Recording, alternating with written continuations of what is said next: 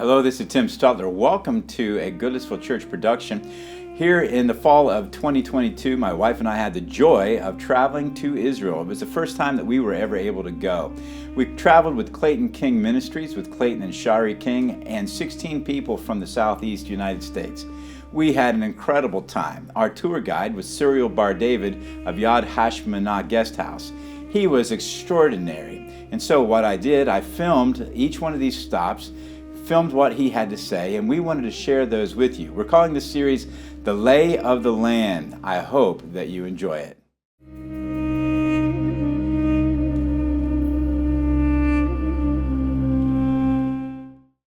On this episode of Lay of the Land, we are now in the city of Dan. If you go to the Sea of Galilee, the northernmost part, and you head straight north, you will come across the city of Dan. It sits between Mount Hermon and the Sea of Galilee, up in an area called the Golan Heights. It is lush. It is beautiful. There's all kinds of water there flowing down from Mount Hermon, and it is an ancient city. The current site is called Tel Dan because there's many layers of civilization there. It dates all the way back to the time of the Canaanites.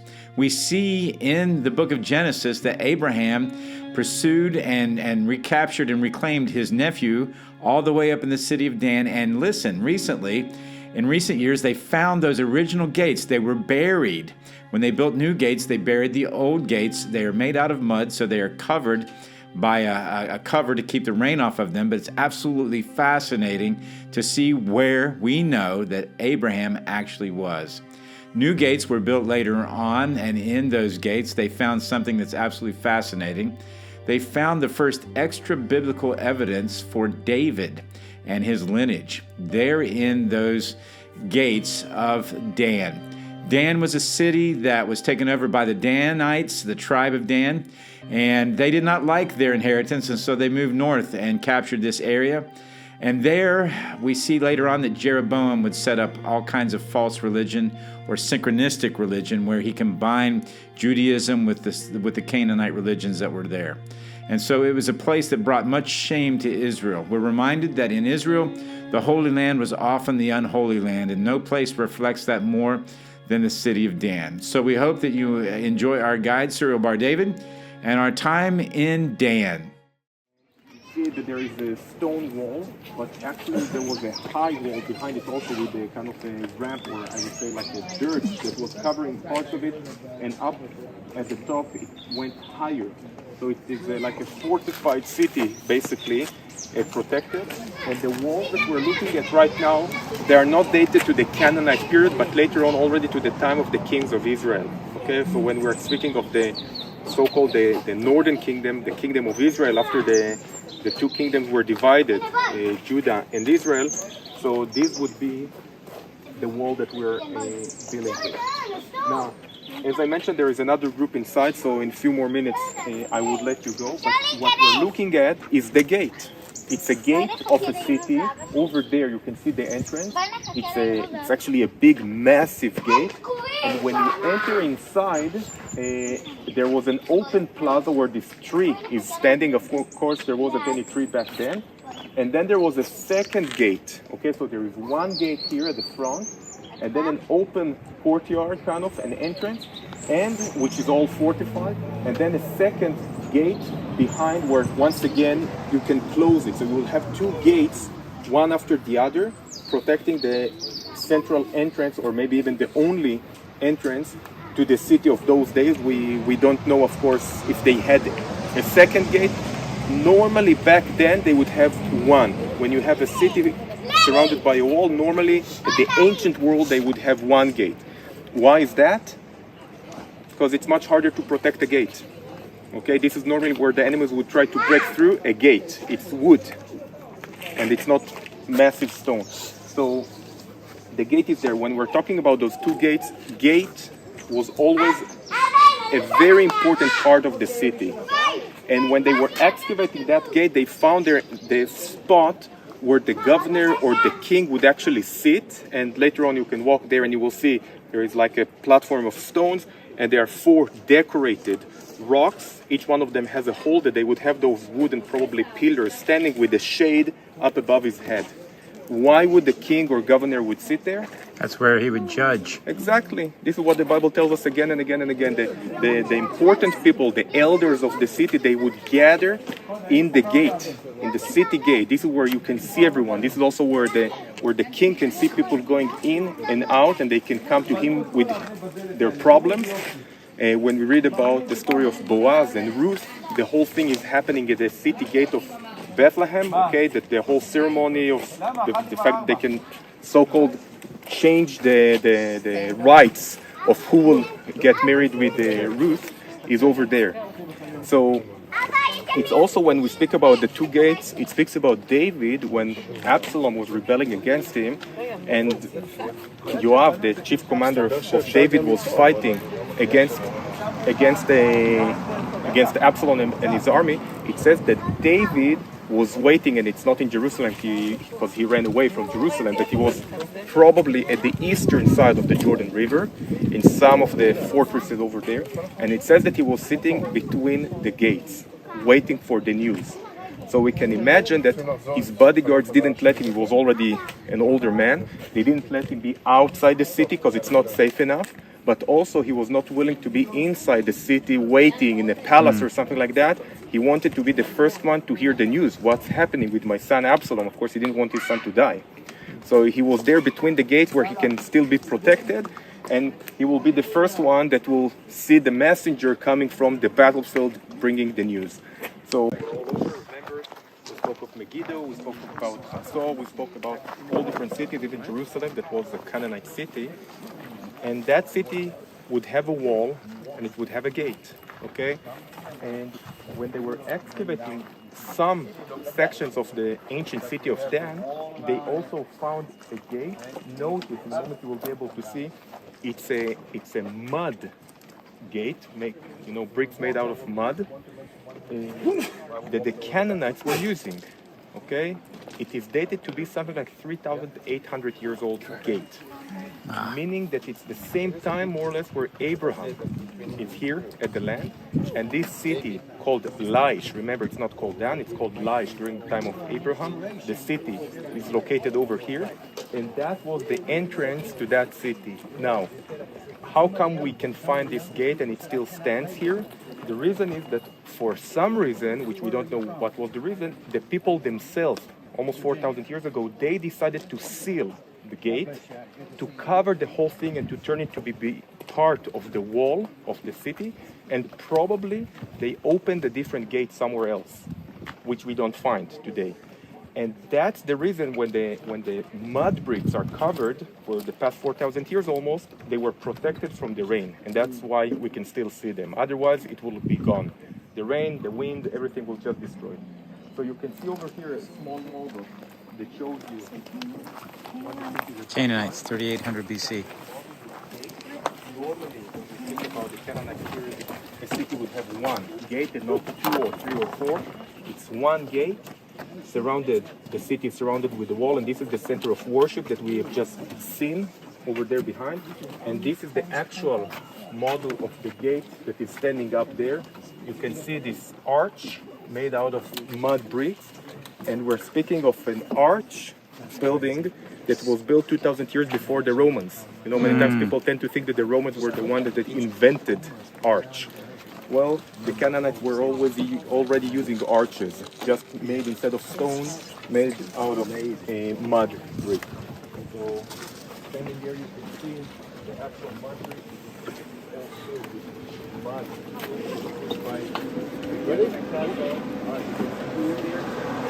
1800 BC. Oldest thing you've seen so far. Yeah, That's a good question. Was Abraham here? Yes, yeah. Yes. Was that owl here? He took 300 of his men Right. and pursued all the way to Dan. Okay, so according to the scriptures, Abraham, at least he was around the city. We don't know if he entered the city, but it is mentioned that when Lot, his relative, in a sense, was captured together with many of the people there of Sodom, and they were taken all the way up north. So Abraham gathered 300, I think 18 or something like that of his men, and he was chasing them all the way up, and it says all the way up to Dan. We are in the gates of Tel Dan, and Clayton has something interesting to share with us. Yeah, I think this is really cool. When they began to unearth and excavate this site about 3,800 years back to a Canaanite city-state, they unearthed this part of Tel Dan. We're at the second gate. First gate's down there, second gate is here. And this little hole right here is pretty significant to the finding. So if you can imagine heavy wooden gates that would have swung open and shut right here, those gates would have been connected to or hinged to wooden poles. And those two wooden poles, one on the right, one on the left, would have fit inside these small holes. So this would have been basically where it would stay stationary so that the gates could swing open and shut. Open wide, you gates. Fascinating. We read here the story dealing with that city, Dan, and it is called the ancient city of Dan, but we read according to the scriptures that where were the Danites before? Down south, okay? In Judah, actually, remember we were, very close to Kiryat Yearim, where the ark used to be. And most of their camp was actually were Beit Shemeshis. If you remember when we drove down to the Elah Valley, the story of David and Goliath, we drove through a city called Beit Shemesh, and I was telling you that there was a guy, one of the judges, named Samson, that used to live on top of those hills. These are the names that are mentioned when it speaks about the people of Dan coming from between Eshtaol and Tzorah. It says that Samson was born there at that place. So the tribe of Dan originally was down south, okay? When the tribes are entering into so-called the Promised Land, this is where the tribe of Dan is located, down there at the south, near, between, I would say, the tribe of Judah and the Mediterranean, to the southwest. Now, who else was there in that region? Philistines. Philistine, exactly. And we see, according to the story of Samson, you know, he was from the tribe of Dan back then. We see that all the time that they were in war between one to the other. So the Danites, I guess it doesn't say over here why, but we see that they say we want a different location. We don't want to stay where our land is. And so, okay, so let's go and search for a new location. But you have other tribes, the tribes of Israel, they are all over, so they can't just move north a few miles and say, okay, this is now where we're going to stay, because you will have the tribe of Judah or the tribe of Ephraim or Manasseh or whatever. So they go as far as possible north, I guess, through all the tribes of Israel. They pass them all, and they get here to this beautiful spot. Again, those big, you see oak trees, I guess the whole thing was covered back then also with oak trees. Very impressive. Water that were running here through the valleys, you know, that spring. And they say, wow, that's a great spot. And they go back home and they tell their people there, the tribe, listen, we found a great place. Yes, there are some people who live there, but there is no one that basically can help them. We can attack them, we can take over, and no one would rescue them. They do so. They gather 600 men and they walk all the way up here from down south, maybe a week journey or 10 days journey, whatever. And they get here, they attack those people who used to live around us, and they take over, and I guess then the rest of the tribe, or at least most of it, is moving up here to the north. Maybe some were left in the south, they didn't want to, but basically from that moment and on, this site is called Dan. And the Bible, when it speaks about the borders of the kingdom of Israel, it always speaks all the way like from Beersheba in the south to Dan in the north. So this is like the northern border of the kingdom, okay? Dan at the north and Beersheba is down south. And this is the time of the judges, okay? So it's just a tribe. All those tribes are one beside the other. Now, we skip that story. We go on. And by the way, what was the name of this place before it was called Dan? Laish. Okay, Laish. This is the name. So once again, if you find in the Bible the word Laish, or you search for Dan, you can also search for Laish, and you can also find some reference to the same location. Was it also Lachish? No, Lachish is completely different place. Lachish, what you're saying, is a city closer, in a sense, to the Elah Valley, to that area. It was a very, very strong city in Judea, in the kingdom of Judah, and it was destroyed by the Assyrians. When they come at the 8th century BC, remember when Hezekiah is the king, and they put a siege around, like they entered to Judea. So Lachish is the city that fall under their hands. Okay, thank you. If any of you have been to the British Museum in London, over there is like in one of their exhibitions, you see a whole wall, which is I think maybe almost 20 feet long, that was found in Assyria and was taken, of course, by the British. They took everything anyway. So it is displayed over there, and there is the whole battle scene of Lachish, the city that the Assyrians were putting inside their palace, how the city is falling. And there is a ramp that goes all the way up to the city. It's 700 years before the Romans were doing it in Masada. The Assyrians were already doing the same thing, building a ramp all the way up to the top of the mountain with their war machines pushing them all the way up there to the top. And eventually Lachish was destroyed and people were taken to Assyria. So again, this is a different city, but back here now to the ancient so-called city of Dan. So we have the people of Dan over here.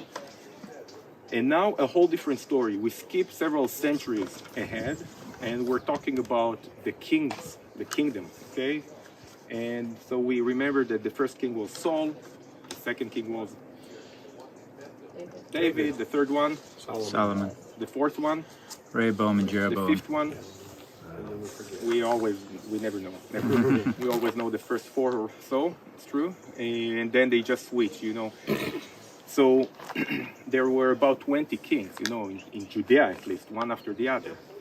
And now, I want to ask you a question. If I would ask you now, each one of you, and I know that we don't remember much of all the rest of the kings, but at least from whatever we do remember. And I would tell you, listen, I'm going to take you back in time to the time of the kings of Israel. Not to the time of Jesus, not to the time of Abraham, but just to the kingdom. Under which king you think you would like to live? I would ask that. Okay?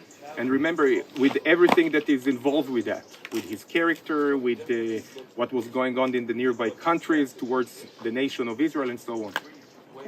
Josiah. Why Josiah? Reform. He's the only one that nothing negative is spoken of. Okay, but for you as a civilian, I would say, that lives under him, if there are enemies attacking, for example. Solomon. Solomon or David. Okay, would you like to live under David? No. Probably Solomon. I would say if being under David, probably we would all be sent to the battle. Some of us will die, or most of us, I guess. Yeah, it was a very, very, I would say, a bloody period, full of wars all the time. Would you like to live under Saul? No. Not necessarily, right? Again, not such a great king, not very stable kingdom, and so on. Okay, so I think we tend to think that Solomon, okay, maybe that was the golden era, I would say, of the kingdom of Israel, that the largest, you know, kingdom borders far north and towards Syria and down south, and a very, very wealthy kingdom as a kingdom and great connections with the nearby countries that eventually influenced also for bad. But we have that image of King Solomon as the greatest king in many ways, okay? And now we skip, Solomon is dead, and that was the united kingdom until Solomon. But what happens next? His son is Rehoboam, okay? And we're not going to go there, but it's in First Kings, okay? This is the story that deals with everything that is happening there. It's in chapter 12. Later on, you can read it. But we read that the tribes, you know, it's only like a verse that gives us a glimpse into the reality that we never think of. But the tribes, the nation of Israel, is coming to Rehoboam, which is now the new king over the entire kingdom. And what do they ask him? Please be fair. gentle with us. Yeah, Don't be like whom? Like your father. Now, it's only one verse, maybe two verses, I know in English, but we would never know if we wouldn't have that verse, that living under Solomon was terrible for the people. They say, your father was hard, very, very hard with us. It was probably taxes, but not only taxes. He was hard. And they say, please be gentle, be nicer to us, and we will serve you. Just be better than your father, in a sense. Now, what is Rehoboam doing? He goes to his advisors, which were his father's advisors, okay? And he asks, okay, what should I do? And what do they tell him? They tell him, listen to the people. Listen to them, and just be easier with them, and they will serve you, and you will be their king. So he goes where? To his buddies. The ones who grew up, from university, college. His college buddies. And he tells them, well, what should they do? And what do they tell him? Hey, come on. Don't listen to them. You should be a man, Be right? like your father. Yeah. Be tough. Be actually harder than your father, in a sense. You should prove who is the Who's the big man? shot, the boss here in that kingdom. And 3 days later, when the people from the tribes are coming back to to Rehoboam, King Rehoboam, and they ask him, okay, what is your answer? And he tells them, well, my father was whipping you, right? I will scourge you. Yeah, scorpions. He Yeah. whipped you with whips, I'll whip you with scorpions. Yeah, like I will be much harder than my father. Actually, this is what he's telling them. Like, get out of here, and you don't really know who you are messing with, in a sense. And what is their response? They go and say, why then, if that's his answer, why should we, all the tribes, we're all different tribes, why should we have a king from the tribe of Judah over us? Basically, this is his attitude, and the tribe of Judah is ruling over us, the rest of the tribes. There is no point for us to be under him. And they start a revolt, actually. And from that moment on, the kingdom is being torn, and we were speaking of two different kingdoms, the kingdom of Judah down south, and the kingdom of Israel. When the kingdom of Israel is actually much stronger, much bigger. Okay, the Bible, of course, is pro-Judah. The way that the Bible was written is, of course, because the Messiah and David, okay, they are the ones that God is pointing at them. So the kingdom of Judah is always there, in a light that it's the positive one, because again, it's according to God's way that he sees things. But from earthly, I would say, evidence, the northern one was much bigger and stronger, and had a connection, to the nearby countries all over, and they had a seaport here at the north, they had the Mediterranean, beside which Judah didn't really have. So the potential of the northern kingdom was much bigger than the one of Judah. Now, we read that before that happened, there is a guy named Jeroboam. Okay, and we don't know exactly what was happening, but he didn't get along with Solomon already, so he ran away to Egypt. And when Solomon is dead, he is back. And actually the prophet speaks to him, prophet of Israel, and he tells him, listen, I'm going to rip basically the kingdom out of Solomon's house. Why? Because they didn't follow God. Didn't obey God the way he was supposed to. So it's a punishment. And you will be the one that this northern kingdom will be given to.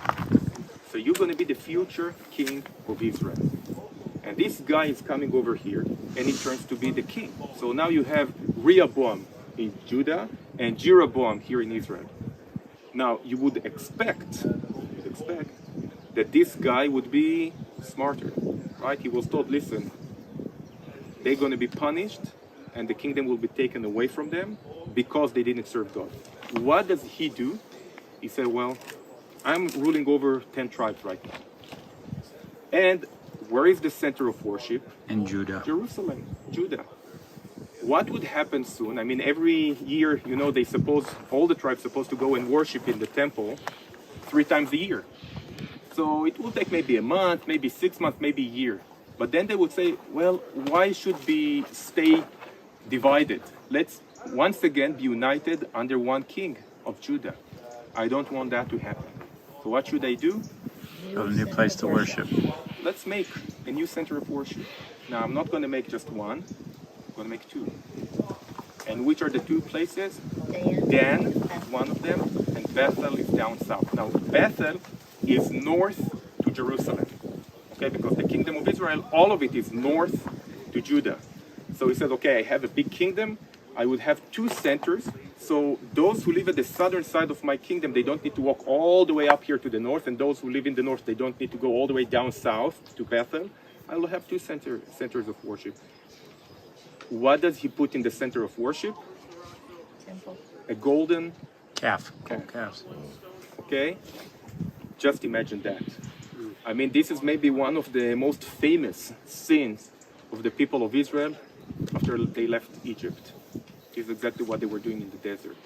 And we see a king that just got a present, the kingdom of Israel, it's under his control. And now he does exactly the same mistake. And they start to worship here those golden calves. And this is what we're looking at. Where we're staying right now, they date this place to be probably around the 9th, 8th century BC. Okay, it is like 2,700, 2,800 years old center of worship. So the one that we see over here, they put a replica of an altar that was standing here. Of course, it was built out of stone, not from metal, but they just want to show you the dimension because they found the center of it. And from here, from the side, there will be some kind of a staircase that leads all the way up to the top, so you can climb up and put the bull or whatever it would be, and you would probably have here somewhere whatever they were worshiping back then. This spot, they dated it to the time of King Ahab, okay? The one that we see over here. Ahab was after Jeroboam, okay? Later on, not exactly at the same time, a few years later. So this is dated to King Ahab. When I say they dated, because according to the way that those stones are built and so on, and they found other places in Israel with the same type of structure, so they say, okay, it is dated to his time. Behind you, some parts of this big platform, they believe that it is probably related to Jeroboam. Okay, so again, we're speaking of a period of about 200 years that this place was used as a center of worship. Remember, the result of that, what he was doing and what the rest of the kings of Israel were doing one after the other, is that the northern kingdom, what we call the kingdom of Israel, was destroyed completely and gone at the 8th century. So this impressive kingdom that had so much potential, basically, is gone just after less than 200 years. 200 years later, that's it. No more kingdom of Israel until today. All those tribes were exiled by the Assyrians. The kingdom was destroyed. Some left to Judah. Some were just dispersed around the nations. And that's it. 200 years story that is finished because of not obeying to God. And I would say that if God wouldn't have his promises to the tribe of Judah, they would have the same end. Because they were not better. That's the truth. The kings of Judah were not better. Some were, some not. Too many of them were not better than the kings of Israel. But God, because of his promise, okay, and the prophecies concerning the future Messiah that would come, and because of his grace basically to the house of David and his promise to Abraham, okay, so he kept the tribe of Judah. And you know, the fact that we have a Jewish nation, again, it seems, I would say maybe normal, is absolutely not normal. To have a nation for the past 3,000 years that still exists and is not gone. I mean, do you have any Philistines? I don't know if you are aware of that or not. The Palestinians are not connected in any way to the ancient Philistines. There is nothing between the two. They are gone. Do you have any Amalekites? Do you have any Jebusites? They are all gone. They are gone. You can't say, okay, I'm part of that nation. And I would say if God's grace and protection wouldn't be over the nation, the Jewish nation, also that nation would only be an historical, story that you would read of. So it's amazing that this nation was still kept by God. And as we said a few days ago, the fact that it even came back to its own homeland, it's absolutely a miracle. It's not coincidence, it's not luck. It's really God's hand is behind everything.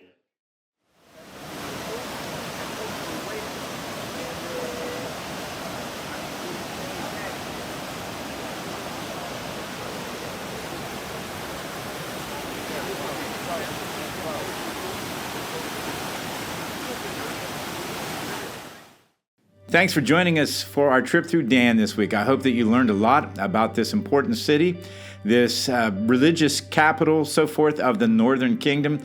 One of the reasons the north fell long before the south is because of the synchronism that happened there with false religions.